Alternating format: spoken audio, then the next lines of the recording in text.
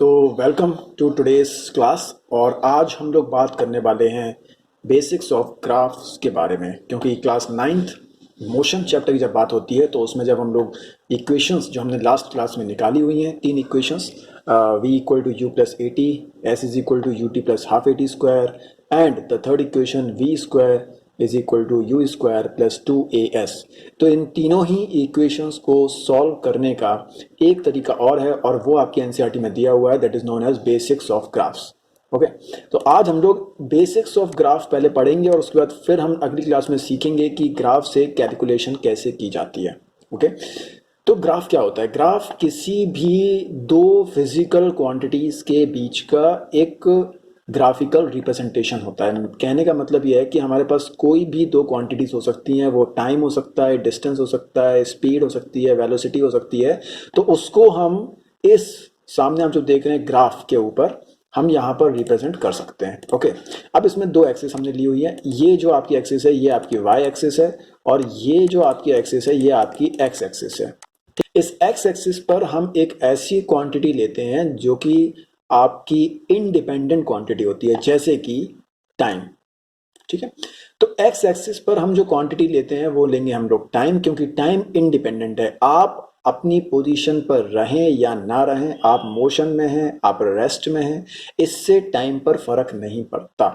Time हमेशा move होता रहता है। Okay, clock doesn't stop even for a second. तो हमारा टाइम हमेशा इंक्रीज होता रहता है। और ये जो आपका दूसरा एक्सिस है y, इस पर हम ऐसी फिजिकल क्वांटिटी लेते हैं जो कि टाइम पर, या हम बोल सकते हैं जो कि x एक्सिस पर जो ली है उस पर डिपेंड करता है। जैसे यहां पर हम लेने वाले हैं आज डिस्टेंस। ओके, तो आज हमने यहाँ पे लिया हुआ है डिस्टेंस, और डिस्टेंस की यूनिट भी लिखेंगे तो यहाँ पर हम लोग लिखेंगे डिस्टेंस की यूनिट मीटर्स में, क्योंकि डिस्टेंस मीटर में कैलकुलेट करते हैं, जबकि टाइम जो है उसको हम लोग सेकेंड्स में कैलकुलेट करते हैं। ओके, तो अब यहां पर जो हमने एक्स एक्सिस लिया हुआ है तो इसको हम डिवाइड कर सकते हैं कुछ टाइम इंटरवल्स में। तो हमने यहां पर एक्स एक्सिस को डिवाइड कर दिया टाइम इंटरवल्स में। जैसे कि यहां पर ये जो फर्स्ट पॉइंट रहेगा ये आपका 0 सेकेंड्स रहेगा, देन आएगा 1, देन आएगा 2, देन आएगा 3, देन होगा 4, फिर आएगा 5। तो इस तरीके से हमने एक्स एक्सिस को, यानी कि हमने अपने टाइम एक्सिस को जो है वो 5 सेकंड्स में डिवाइड कर दिया है, 5 सेकंड्स में डिवाइड कर दिया है। अब बारी आ गई वाई एक्सिस की। तो वाई एक्सिस पर हमने फिर से क्या लिखा? वाई एक्सिस पर हमने लिखा 0 metres, 10 metres, 20 metres, 30 metres, 30 metres. तो इस तरीके से हमने देखा कि यहाँ पर हमने y एक्सिस और x एक्सिस पर लिखा हुआ है टाइम एक्सिस, और y पर लिखा हुआ है डिस्टेंस एक्सिस। ओके, तो हम इस तरीके से हर ग्राफ को दो फिजिकल क्वांटिटीज के हिसाब से डिस्ट्रीब्यूट कर सकते हैं। अब सबसे पहला एग्जांपल, यहां पर हम देख रहे हैं कि हमारा जो फर्स्ट लाइन यहाँ पे दिया हुआ है, ग्रीन कलर से जो लाइन लिया हुआ है, तो ये 10 मीटर्स पर है। ओके, 10 मीटर से ये लाइन 20 पर, 30 पर या 0 पर नहीं जा रहा है, ये 10 मीटर्स पर ही लिखा हुआ है। मतलब this line is parallel to time axis. Time हम क्या बोलते हैं इससे, कि टाइम आपका बढ़ रहा है। पहले 1 सेकेंड हुआ, 2 सेकेंड हुआ, 3 सेकेंड हुआ, 4 सेकेंड्स हुआ, फिर 5 सेकेंड्स भी हो गया, एंड सो ऑन, ये इंक्रीज होता रहेगा। लेकिन इसमें डिस्टेंस नहीं बढ़ रहा है। तो ये जो ग्राफ हमने ड्रॉ किया है ये उसका ग्राफ है जहां पर हम ऑब्जेक्ट को मानते हैं किस पर? रेस्ट पर। क्योंकि जब ऑब्जेक्ट आपका रेस्ट पर होगा तो वो एक जगह पर रहेगा और टाइम इंक्रीज होता रहता है। फॉर एग्जाम्पल, जब हम लोग अपने घर में बैठे होते हैं एक जगह पर, कंटिन्यूसली टीवी देख रहे होते हैं, तो टाइम पीरियड इंक्रीज होता रहता है, टाइम निकलते जाता है, लेकिन हम अपनी पोजीशंस को चेंज नहीं करते। तो वहां पर हम बोल सकते हैं कि ऑब्जेक्ट आपका रेस्ट पर है, टाइम इंक्रीज हो रहा है, लेकिन उसकी पोजीशन चेंज नहीं हो रही है। बस फर्क सिर्फ इतना आ गया कि वो 10 मीटर्स पर बैठा हुआ है आपके रेफरेंस पॉइंट से, आपके इनिशियल पॉइंट से। ओके, 20 मीटर्स पर भी बैठ सकता है, 30 मीटर्स पर भी बैठ सकता है, बट ये ग्राफ, अगर कोई भी लाइन पैरेलल है टाइम एक्सिस के, तो हम बोलेंगे कि वो ऑब्जेक्ट रेस्ट में है। So this is your first case. अब लेते हैं सेकंड केस। अगर हम एक लाइन 2 सेकंड से ड्रॉ कर दें ऊपर की तरफ जाती हुई, तो इसका क्या मतलब हो सकता है? तो बहुत सिंपल है कि यहां पर जो है आपका डिस्टेंस तो बढ़ रहा है। पहले डिस्टेंस हुआ 10 मीटर्स, फिर डिस्टेंस हुआ 20 मीटर्स, फिर डिस्टेंस हुआ 30 मीटर्स, लेकिन टाइम इंक्रीज नहीं हो रहा है। क्या ऐसा हमारे रियल लाइफ में पॉसिबल है? तो आंसर है नो। कि आपका टाइम कांस्टेंट हो जाए, टाइम ना बढ़े, लेकिन डिस्टेंस बढ़ता रहे, ऐसा पॉसिबल बिल्कुल भी नहीं है। तो ये जो ग्राफ है ये हमारा इनवैलिड ग्राफ हो गया। मत कहने का मतलब ये है कि ये ग्राफ पॉसिबल है ही नहीं, ये कंडीशंस पॉसिबल हो ही नहीं सकती। आगे बढ़ते हैं थर्ड ग्राफ की तरफ। ये जो हमारा थर्ड ग्राफ है ये यहाँ पर बता रहा है कि आपका ऑब्जेक्ट जो है वो 0 पर था, टाइमर स्टार्ट हुआ, अब 1 सेकंड के बाद वो कुछ इस पॉइंट पर आ जाता है। ओके, ये पॉइंट यहाँ से थोड़ा सा नीचे है, लेकिन आप देखिए कि 1 के पास में, तो 1 सेकंड पे वो यहाँ पर था।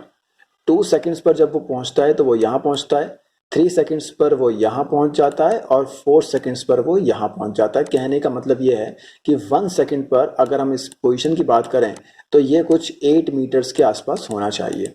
2 सेकंड्स पर हम देख रहे हैं तो वो कुछ 15 मीटर्स के आसपास होगा, और 3 सेकंड पर वो 20 मीटर्स के आसपास होगा।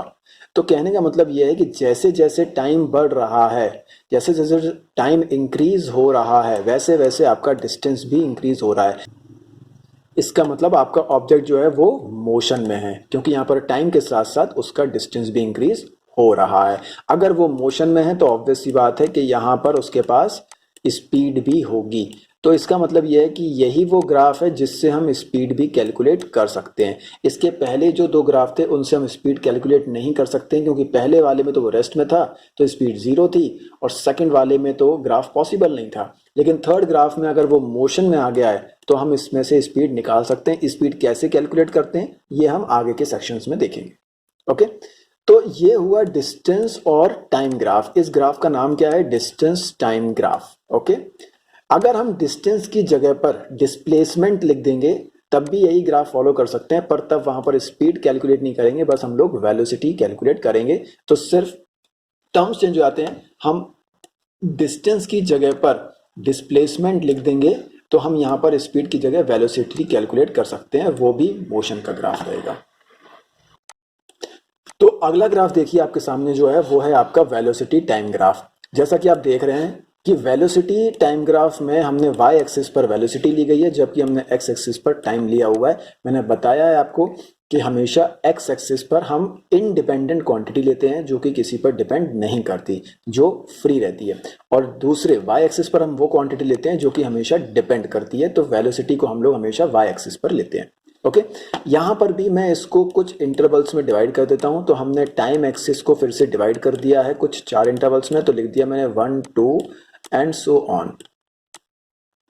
ओके, जबकि मैं वेलोसिटी में भी लिख सकता हूं। तो यहां पर जो हमने देखा कि वेलोसिटी वाला जो एक्सिस है उस पर मैंने यहां पर लिख दिया है 10 मीटर पर सेकंड, 20 मीटर पर सेकंड, 30 मीटर पर सेकंड एंड 40 मीटर पर सेकंड। हम वेलोसिटी की जगह पर स्पीड भी लिख सकते हैं, लेकिन हमारे लिए वेलोसिटी टाइम ग्राफ बहुत ज़्यादा इंपॉर्टेंट है क्योंकि यही वो ग्राफ है जिससे हम अपनी तीनों इक्वेशंस को डिराइव कर सकते हैं। तो हम अगर ये एक ग्राफ पढ़ लेते हैं तो हमको वेलोसिटी टाइम ग्राफ पढ़ने से ये फायदा होगा कि हम तीनों इक्वेशंस निकालना सीख जाएंगे।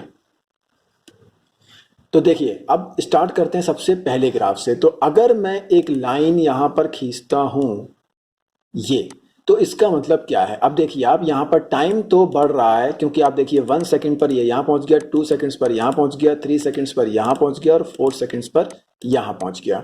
लेकिन क्या वो 10 से 20, 30, 40 पे गया? तो आंसर है नहीं, वो 10 पर ही है। मतलब उसकी वेलोसिटी जो है वो है 10 मीटर पर सेकेंड, बट फर्स्ट सेकंड में, सेकंड सेकंड में, थर्ड सेकंड में, फोर्थ सेकंड्स में उसकी वेलोसिटी कांस्टेंट रहती है। इसका मतलब ये है कि यहाँ पर ऑब्जेक्ट आपका जो है वो यूनिफॉर्म वेलोसिटी के साथ मूव कर रहा है। तो ऑब्जेक्ट आपका मोशन में है, लेकिन उसकी वेलोसिटी जो है वो कांस्टेंट है।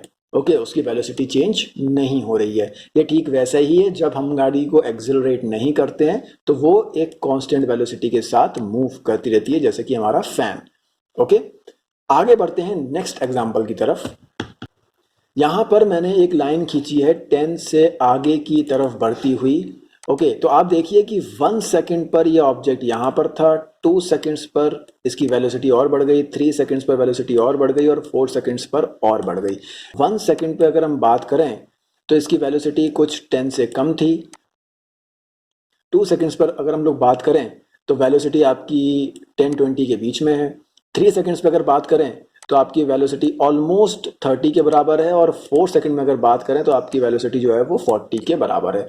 इसका मतलब ये है कि यहाँ पर हर 1 सेकंड के लिए आपकी वेलोसिटी इंक्रीज हो रही है। वेलोसिटी इंक्रीज हो रही है मतलब वेलोसिटी चेंज हो रही है, और जब भी वेलोसिटी चेंज होती है तो वो जो केस बनता है वो बनता है आपका एक्सिलरेशन का केस। इसका मतलब यहाँ पर जो भी ऑब्जेक्ट है वो एक्सिलरेट हो रहा है। ओके, तो यहाँ पर जो केस बनेगा वो बनेगा एक्सिलरेशन का, क्योंकि यहाँ पर आपकी वेलोसिटी बढ़ रही है, हर सेकंड चेंज आ रहा है वेलोसिटी में, तो बेसिकली ये केस जो है एक्सिलरेशन का केस है। ओके, आगे बढ़ते हैं। अगले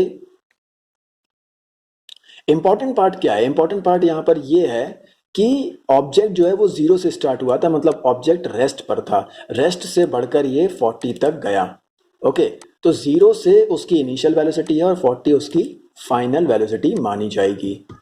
यहाँ पर मैंने एक लाइन खींची हुई है जो कि 40 से 4 पर आ रही है। तो आप देखिए, अगर 1 सेकंड पर अगर हम देखें तो 0 सेकंड पर उसकी वेलोसिटी जो थी, तो 0 सेकंड पर वो 40 पर था।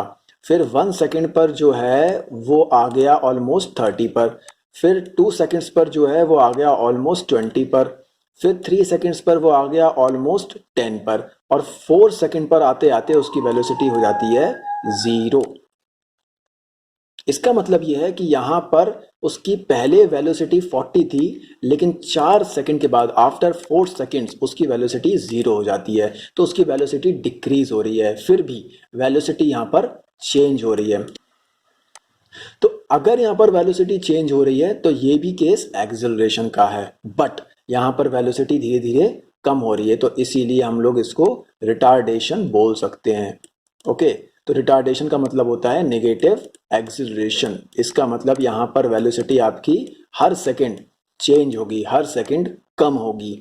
इसके पहले वाले केस में वेलोसिटी बढ़ रही थी, यहाँ पर वेलोसिटी कम हो रही है, तो ये रिटार्डेशन है और वो एक्सेलरेशन था। ओके, और ये हमारा आज का आखिरी ग्राफ। जैसा कि आप देख रहे हैं कि आपकी वेलोसिटी जो है वो 20 से बढ़ना स्टार्ट हो रही है। इसका मतलब यहाँ पर इनिशियल वेलोसिटी 20 ली जाएगी, तो 0 सेकंड पर उसकी वेलोसिटी जो थी वो 20 मीटर पर सेकंड थी। So initial velocity is 20। फिर 1 सेकंड में वो बढ़ गई, फिर 2 सेकंड्स में और बढ़ी, फिर 3 सेकंड्स में और बढ़ गई वेलोसिटी। ओके, 3 सेकंड्स में ऑलमोस्ट 30 हो जाती है, और 4 सेकंड पहुंचते पहुंचते उसकी जो वेलोसिटी है वो ऑलमोस्ट हम बोल सकते हैं कि 40 से थोड़ा सा कम है। ओके, तो कहने का मतलब ये है कि यहाँ पर इनिशियल वेलोसिटी जो ली जाएगी वो ली जाएगी 20, लेकिन फाइनल वेलोसिटी ली जाएगी 40। ऑब्जेक्ट पहले से मोशन में था और मोशन में ही उसने अपनी वेलोसिटी को चेंज किया, तो ये भी केस एक्सेलरेशन का है। फर्क सिर्फ इतना है कि यहाँ पर ऑब्जेक्ट पहले से मोशन में था, जबकि फर्स्ट वाले केस में ऑब्जेक्ट हमेशा रेस्ट से स्टार्ट हुआ था। अब अगर हम यहाँ पर एक्सेलरेशन की बात कर रहे हैं तो आई थिंक हमको इससे एक्सेलरेशन कैलकुलेट करना भी आना चाहिए। तो अगली क्लास में हम देखेंगे कि कैसे हम डिस्टेंस टाइम ग्राफ और वेलोसिटी टाइम ग्राफ से एक्सेलरेशन या कोई भी फिजिकल क्वांटिटी जैसे कि डिस्टेंस को हम लोग कैलकुलेट कर सकते हैं। Thank you.